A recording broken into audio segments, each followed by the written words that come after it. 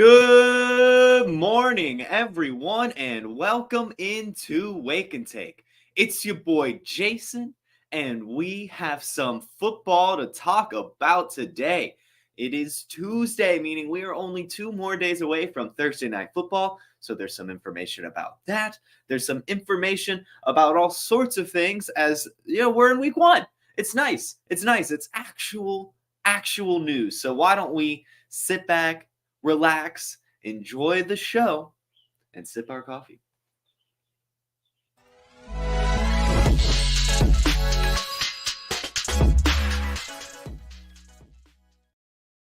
First things first, how is it going, everyone? Good morning, Anthony. Good morning, Harry Snowman. Anthony asks right off the bat. Screw it. We'll start with a question. We'll get to those at the back of the show too, as you guys ask them. But I wonder if Jones gets a deal done. At this point of time, it is looking like it will not be happening. But I do still think that he will probably be on the football field at some point. If I remember correctly, he had already accrued at least $1 million in fines. And the fines that you get for not playing in games are even heftier. So I imagine he'll be out there at some point. We kind of have a similar situation going on with Mr. Bosa over in San Francisco. These defensive players are very important to their team, and they're not being paid that much. I think ultimately it'll be fine. I'm sure they'll work out some sort of extension or restructuring, whatnot, and these teams will be good, especially since they're contending teams. Like if this was Chris Jones fighting for a contract on the Buccaneers, he'd be out. But Chris Jones wants to win a Super Bowl. He'll be there for the Chiefs. Bosa wants to win a Super Bowl. He'll be there for the 49ers. It'll be fine. So, but let's get into the actual news, everyone. First things first. That is a positive update on rookie Michael Jefferson. Earlier this offseason, heading into the draft, before the draft process even, he got in some sort of car accident and was injured. If I remember correctly, I don't remember if it doesn't matter. I want to say he was a pedestrian and hit by a car, but it doesn't matter. Doesn't matter. He is healed now. He is able to take physicals. He's able to join a team. Ian Rappaport reported this and also said that, he would have been a mid-round pick. I don't know about that. We'll see. I mean, this wide receiver class was really crowded, but he is 6'4", and he was decent in college, and he has a decent profile. Last year, he had 810 yards and 7 touchdowns. What's really interesting is he broke out his freshman year in college. He had 12 receiving touchdowns as a freshman. That's pretty good. I mean, that's pretty good. And he also has some highlights on his profile, 80-something percentile burst score and 77th percentile catch radius. And his best comparable is Romeo Doubs. So a guy that is, maybe we don't love him a ton, but still on an NFL roster, still drafted by fantasy football players and everything. So there is some sort of ceiling there for Michael Jefferson, but not. I'm sure it'll take some time, but you love a good story. Maybe it'll be like the Brian Robinson situation or something where he, doesn't get off to a great start, but eventually does get out there and he's playing football. Let's see what happens with Michael Jefferson. Someone on Instagram says my green screen is not working. That is because the green screen is for the YouTube production. So head on over to YouTube if you're on the Instagram, if you want to see the full thing. But I just like you guys being able to listen over on the Instagram side. So thank you for tuning in. Next up, let's go with Bill Belichick, guys. This is hilarious. So if you'll remember correctly, when we talked about this practice squad situation with the Patriots, with basically all of their depth moving to the practice squad, I figured it was Bill Belichick doing some mind games and just doing whatever he can. He's always doing some shifty things in the league. And this time, what he's doing, and when we talked about the Patriots signing Matt Corral, how it was actually a move to the active roster, making him technically above Bailey Zappi because Bailey Zappi's on the practice squad. Well, there's actually an NFL rule that says the third quarterback has to be on the 53-man roster, but the second quarterback doesn't. So Bill Belichick essentially is doing a very, very sneaky backup quarterback play, putting the third QB on the active roster and throwing Bailey Zappi on the practice squad. I don't know what the full point of that would be. Like, I feel like it would make more sense to just, I don't know, put Bailey Zappi on the active roster and does not have a third QB or something. It's very, very strange, but it's very cool to see, just another loophole that Bill Belichick has found within the rules. It's like that. That is all that guy does. When I imagine Bill Belichick's evenings, I imagine he gets home, pours a glass. You know what? Pours like a very heavy, maybe 2 to 3 shots of whiskey. Puts a couple ice cubes in there and goes sits by the fire and pulls out a big ass binder, like a Mitt Romney sized binder, and just starts. And it's just the NFL rules, and he's just sitting there thinking like, oh, what's the next loophole I can be bringing to the league? Because sure enough, I'm sure next year every team's going to do the same thing. Every backup quarterback's going to be on the practice squad, and the third QB is going to be on the active roster for who knows what. So that's your Bill Belichick shenanigan of the day. Speaking of the Patriots, yesterday Albert Breer talked about Juju Smith-Schuster and said that Juju Smith-Schuster's knee is a mess and that thing could explode at any point. Wow. You know, hearing the term explosion referring to a body part is never a good sign. That is definitely not what you want to hear when somebody's like, oh, okay, you know, look at your knee might explode at any minute. You know, that is not what you want to hear, especially for an NFL player, especially for a route running specialist like Juju Smith-Schuster. You need your knee, and you definitely don't want it to explode. And he went on to kind of say that it makes sense for them to roster an extra wide receiver, yada, yada, yada, because of this and that. You know, they may also try to trade Juju Smith-Schuster. Who knows, right? I mean, when you talk about health and players, the really simplest answer to that is who knows. So we'll find out what happens with Juju Smith-Schuster. The only thing I can say, you know, the only big takeaway here would be urge concussion. You know, if you have drafted him, maybe thinking he could be a serviceable option. You might only be able to start him while you can. I mean, you know, he missed time with the Chiefs last year. He started off hot, so maybe he's a good week 1 start for the Patriots. And as that knee starts to get worse, maybe it just continues to linger throughout the year. I don't know. If he gets hurt, you'll kind of have the answer there as well. You can throw him in the IR. But, you know, just not a good sign to hear about the knee. That means that, you know, if anything happens to Juju Smith-Schuster, guys, the answer is Demario Douglas, who has been, you know, impressing the preseason, impressing in camp, a Liberty wide receiver, undersized, but another route running specialist type of guy who can really go all over. So you know, roster yourself some Demario Douglas in your deeper leagues while he's still available, because I do think he'll step up admirably when it does come to that. It's just a very Patriots thing. It's just a very Patriots thing for Demario Douglas to end up being something. Next up, we have an update on Cooper Kupp, as I see that someone has asked in the Instagram about Cooper Kupp. And we're talking about a knee injury with Juju Smith-Schuster. Obviously sort of different here, but Field Yates yesterday reported Rams coach Sean McVay says wide receiver Cooper Kupp remains day-to-day. McVay stresses that the team is most focused on Kupp being back when he's ready to return to performance versus just returning to play. He did not offer a specific timeline as Kupp remains visiting a specialist. As you guys will remember, Cooper Kupp went up to Minnesota to visit a specialist this weekend. I believe it was Saturday that he went to do this. It is now Tuesday. This tweet came out Monday afternoon. So he's still with that specialist, still trying to figure out what is going on with his hamstring, figuring out the root issue of this. And one concern here is the verbiage that Field Yates decided to use, ready to return to performance versus just returning to play. That shows me that they're doing the right thing with Cooper Kupp in that they're not rushing him back. They know that a hamstring injury can continue to linger if you let it sit and continue to try to play through it. Because of that, I do not believe Cooper Kupp will be playing week 1. I just don't believe it. If it happens, it happens. I'm sure he'll be fine, but that's not what I want to see as a Cooper Kupp roster. I would rather see him sit and actually get fully healthy. And it sounds like that's what the Rams believe as well, as they use the term return to performance as opposed to just saying returning to play.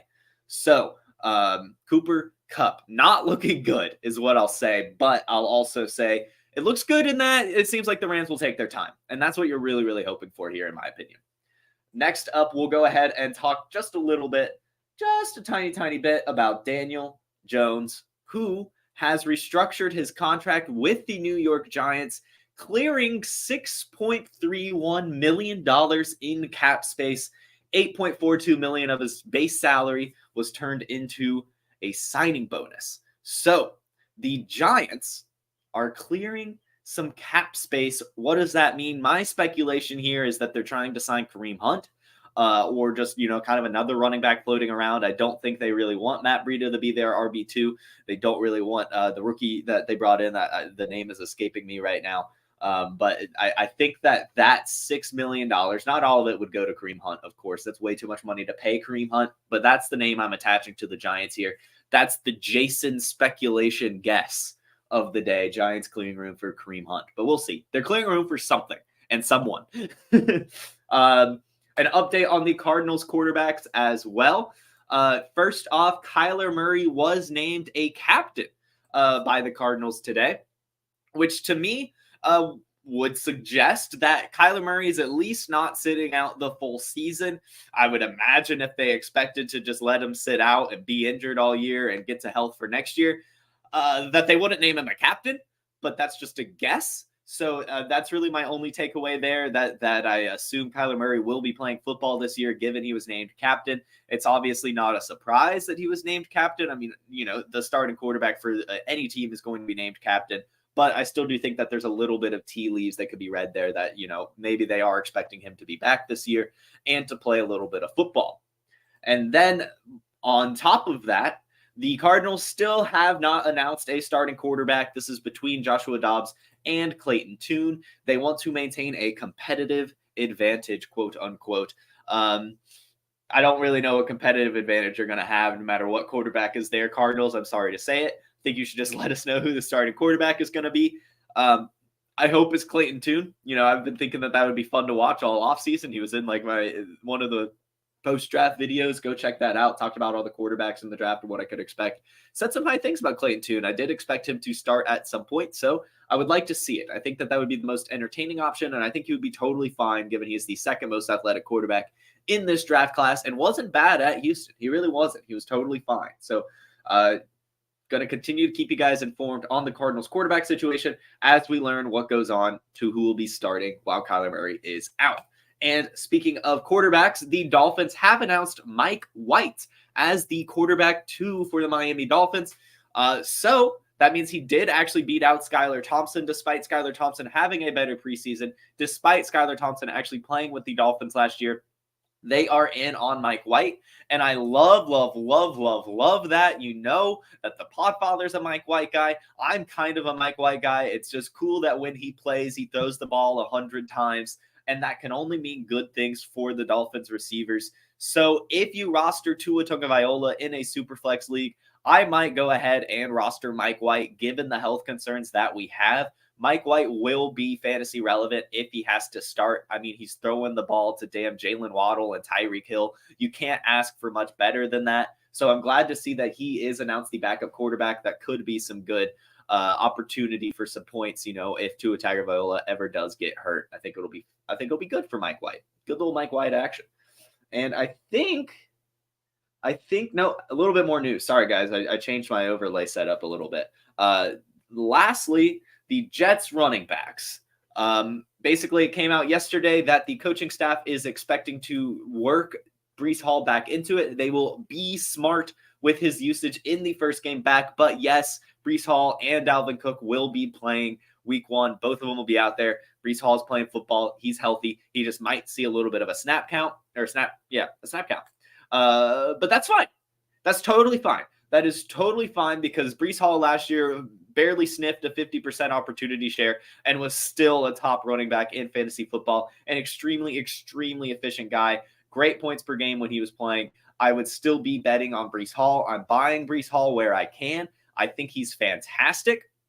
And I think he'll be good, right? And Dalvin Cook is up there in age and has showed some decline. And so when you have a hyper-efficient running back versus a declining old running back with an injury history, you just take the hyper-efficient young running back that was the number 1 running back prospect last year and performed extremely well in his limited time in the league pre-injury. You take a chance on those players. And Breece Hall at his ADP is a fantastic option for your running back position.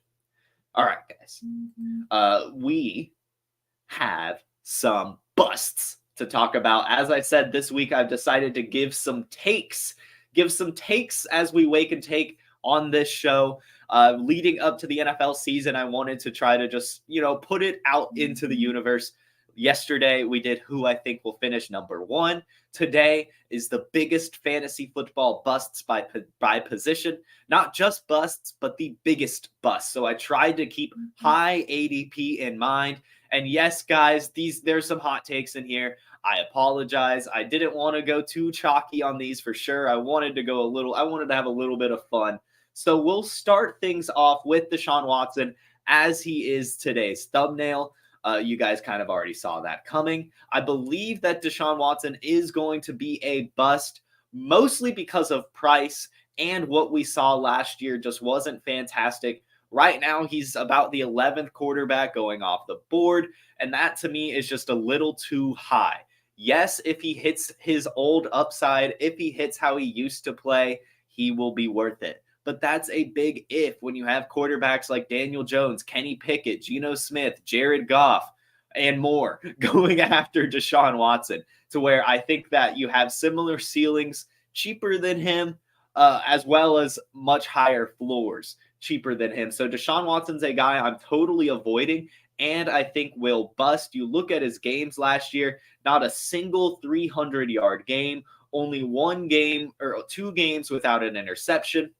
One game he did throw 3 touchdowns, but didn't even crack 200 passing yards. His efficiency metrics weren't great either. He only had a 31.8% pressured completion percentage, 21.1% deep ball completion percentage. He was 67th in expected points added. What do you want there? 23rd in catchable pass rate, 51st completion percentage versus zone and man. It just really, really wasn't a good year for him, and not much has really changed. Nick Chubb is still going to be a focal point of this offense. Amari Cooper's getting up there in age. Elijah Moore, a lot of people like him, but we don't know for sure yet. Donovan Peoples-Jones is kind of boomer bust as well. It's just, to me, not enough to latch onto him, and I think that there are better and cheaper options, and those who took the chance on Deshaun Watson might feel a bit burned. Let's move on to tight end, and I'm going to go with Darren Waller, and again, price plays into this a ton. Darren Waller sometimes is the 3rd tight end taken in fantasy football drafts, and that's just ridiculous. It is ridiculous. I said it. He does not deserve to be the 3rd tight end taken in drafts. At the very highest, he should be 5th. It should go Travis Kelce, Mark Andrews, TJ Hawkinson, Kyle Pitts, then Darren Waller. Even then, I would probably take George Kittle over Darren Waller. I understand what we are latching onto with Darren Waller. I understand. I get it. He's extremely efficient when he plays. He was 2nd in yards per reception last year in his only 9 games, 5th in yards per target. He was an efficient guy, 7th in target premium, and he's been a top tight end for years. But he's 31 and coming off back-to-back injuries and pretty severe injuries as well. Missed 7 games last year because of a lingering hamstring injury and 6 games the year prior. That's just, I'm not going to bet on a guy who has missed almost half the year in back-to-back seasons and is 31 years old. I know that tight ends can last a little bit longer here, but he's also going to a team that doesn't pass the ball a ton, and we don't know for sure. Everyone's projecting that Darren Hall is going to be the number 1 target earner on here, and I think that's smart given the profile and the size and everything. But that might not happen. It could easily be spread around. Saquon Barkley is going to get a ton of targets. Jalen Hyatt might get targets. Wan'Dale Robinson was really good last year before his injury. He could be fine. Isaiah Hodgins was really good in the playoffs. They brought in Paris Campbell. They brought in one of the most athletic wide receivers in this entire draft class in Bryce Ford-Wheaton. I know he's on the practice squad, but still, there's so much around on the New York Giants to where why would you bet on Darren Waller at that price tag? There's so many other tight ends, so many other players and positions that Darren Waller, to me, even if he hits, will be a bust. And now is where it gets even hotter. If you guys didn't like these guys, then you definitely won't like Tony Pollard as the biggest bust at the running back position this season. And again, guys, price comes into it here. I love Tony Pollard, and a huge disclaimer, I had massive Tony Pollard roster ownership last season. I bet on him big, and it paid off. But this year, the situation is different, and I'm just not comfortable at the price tag. I've seen him go in the first round a couple times, and even the second round to me is a little bit too early. You've got to remember here that, yes, Tony Pollard just broke out, but he's also 26 years old, coming off a fractured fibula and a high ankle sprain at the end of the season. And he only has a 19th percentile BMI, showing that he can get hurt again. And it's just, I'm not gonna do it at a 13.2 ADP on the FFPC. To me, there are just much better running back options available. And you don't have to bet on Tony Pollard. Will he be fantastic? Yes, I'm sure. But if he gets hurt again, which he probably will, I know it sucks to project that kind of stuff, but which he probably will, you're going to wish you took a chance on someone else. And it's just a little strange to me. It's just a little strange that you don't hear anything this offseason about Tony Pollard's really recovery or anything, or how he's looking. And all you hear all offseason is about Rico Dowdle, about Malik Davis, about Deuce Vaughn. That the backup running backs in this offense are getting more buzz than Tony Pollard. It's just a little strange to me. And again, the price tag is just so much. He's priced at his ceiling right now. And to me, you shouldn't really draft players at their ceiling. And finally, the wide receiver. And if you didn't like Tony Pollard, you're going to hate this. I almost went Cooper Kupp. I almost did, but I think recently, especially as his ADP has dropped, that I don't think Cooper Kupp is really going to burn people. It's going to suck if he goes on the IR spot for a couple weeks, but as we saw with Cooper Kupp last year, when healthy, he's the best wide receiver in football, and he doesn't even have to be totally 100%. And so I'm not going to choose Cooper Kupp. I'm going to choose Garrett Wilson. And this is just mostly, again, a price thing. His ADP right now on the FFPC is 11.8. Again, sometimes going in the first rounds of draft or early second. And again, there are just better wide receivers after him that are available to where you just shouldn't bet on such a high ADP. You are projecting that Garrett Wilson turns into Devontae Adams, who has been one of the best wide receivers of all time. You can't do that. It might happen. Sure. I'm not going to say it won't happen, but it is totally speculation right now for his price to increase so much, going a full round ahead of Chris Olave, multiple rounds ahead of Christian Watson, multiple rounds ahead of Drake London, round ahead of Devontae Smith, a round ahead of T. Higgins, a round ahead of DK Metcalf. It's just not worth it. I'm sure he'll be fine. I'm sure he'll be good. But you also have to remember that Alan Lazard last year with the Packers had 100 targets. That's a lot of targets. And now he goes to the New York Jets with Aaron Rodgers, already has that connection.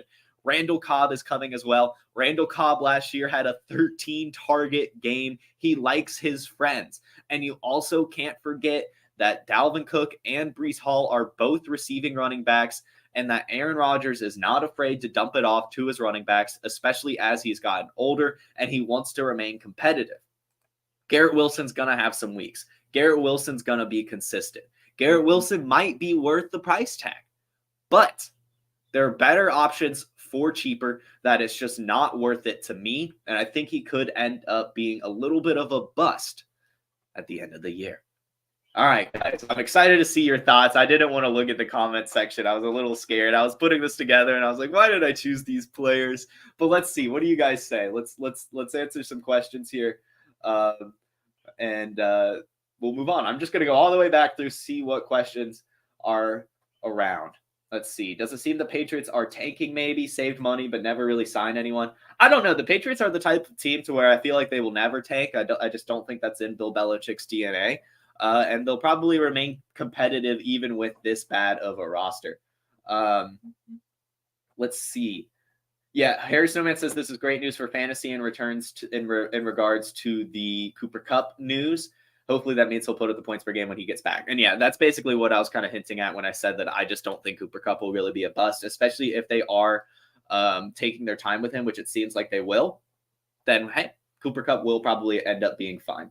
Should you drop Puka Nacua for Mike White and a super flex for a stash? If you are definitely quarterback needy or if you have Tua, I think that's fine. I mean, Puka Nacua could be something else, right? But so could Mike White, and so could a million other wide receivers.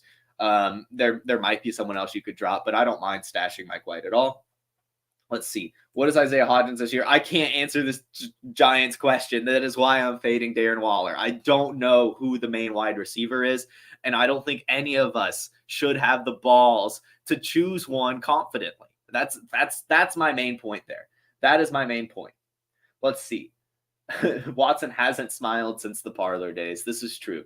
He has not been smiling, and therefore he's not going to be good at football. Hair Snowman agrees with Darren Waller. Oh, but Jamie Frog does not. You can't move Pitts all the way down to tight end 8. Come on now. That's too far. That's too far. The best reason to buy Bellinger for cheap. He is in the bargain bin. Thank you, Chef. This is a move I have been trying to make. It's a little bit tough because tight ends are hard to roster, especially these cheaper ones like Daniel Bellinger. But, I mean, he was a dog last year. Remember, he got his eye poked out and still continued to play and all that. So, Daniel Bellinger, probably a buy. And Edgar says that Darren Waller will be the top target. It's just, we don't know that. We don't know that. And so I'm just not going to do it. Chef says that he agrees with my Tony Pollard take. Wow. And the Podfather's not going to like my hot takes. This is true. Yeah, this is true. I mean, these are takes that I'm bringing. Let's see. Yeah, and Harry Snowman says he's a great player. No one's saying he's not, but at the current ADP, it's mostly speculation. I agree. All right. Wilson's a good take as well. Wow, guys, thank you. Okay. I mean, not much disagreement here. I'm gonna give myself a little pat on the back. Then I thought I was being a bit too bold, but I'm glad to see some agreement here. Thank you guys for tuning in for sure. And finally, the last question: the best bench stash, Jerome Ford or Evan Hull in half PPR? If it is Dynasty, I would go with Evan Hull. I'm a little worried about the Pierre Strong signing, and Nick Chubb just plays so much football that I'm just going to go with Evan Hull. I think that he has a little bit of a longer shelf life. He could earn himself the pass catching role in this offense and all that stuff. So give me Evan Hull here. Okay, guys. Thank you so much for tuning in. I was Jason. This was Wake and Take. You guys were a fantastic audience. We drank some coffee. We did some takes. We woke up. It was a great Tuesday. I hope you have a great rest of your Tuesday, a great rest of your week. I will see you all tomorrow on the Player Profiler, YouTube, Facebook, Twitter, and Instagram at 10 a.m. Eastern. Have a good one. Peace. Hey, I want to take a moment to thank you for tuning in. It's important to me that all of our media be free. This is only possible because of you allowing a true independent sports media enterprise to thrive unlike any other in the business. So please subscribe to the All In Package to continue to make all of this possible, to ensure that all of our stats, information, data, content is available to you, especially you, the people that get the site and get the show.